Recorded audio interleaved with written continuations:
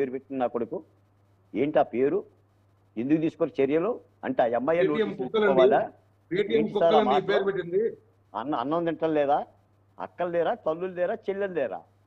మన రాష్ట్రం కాని బిడ్డ, భాష రాని బిడ్డ మనం తెచ్చి అట్రాసిటీ చేశాం. ఇప్పుడు ఆ అమ్మాయిని అంటే వాళ్ళు ఏమంటారంటే, వరదల్లో 4 లక్షల మంది వరద బాధితులు మునిగిపోతే కూటమి ప్రభుత్వానికి కనిపించడం లేదా? ఒక కాదాంబరే కనిపిస్తుందా?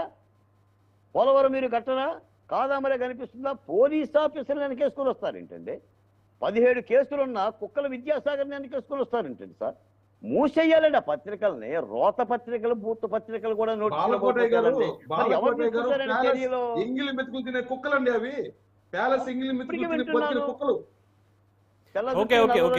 అర్థమైంది అదే పాయింట్ మీద.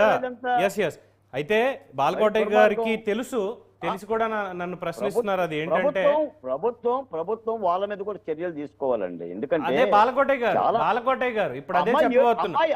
అమ్మాయి ఏడుస్తూ చేతులు జోడించి అదేనండి ఇప్పుడు ఒక పత్రిక మీదో ఒక ఛానల్ మీదో చర్యలు తీసుకోవడానికి ప్రభుత్వం ఎందుకు మీనమేషాలు లెక్కిస్తోంది ఇది అన్నప్పుడు, సీనియర్ జర్నలిస్టులు అయినటువంటి మీలాంటి వాళ్ళు కూడా ప్రెస్ ట్రస్ట్ ఆఫ్ ఇండియాకి, బ్రాడ్కాస్టింగ్ మినిస్ట్రీ ఆఫ్ ఇండియాకి లేఖలు మీరు రాయాలి. మీరు రాసి ఫలానా ఛానల్ లేదంటే ఫలానా దానికి మీరు లైసెన్స్ కంక్లూడ్ చేద్దాం.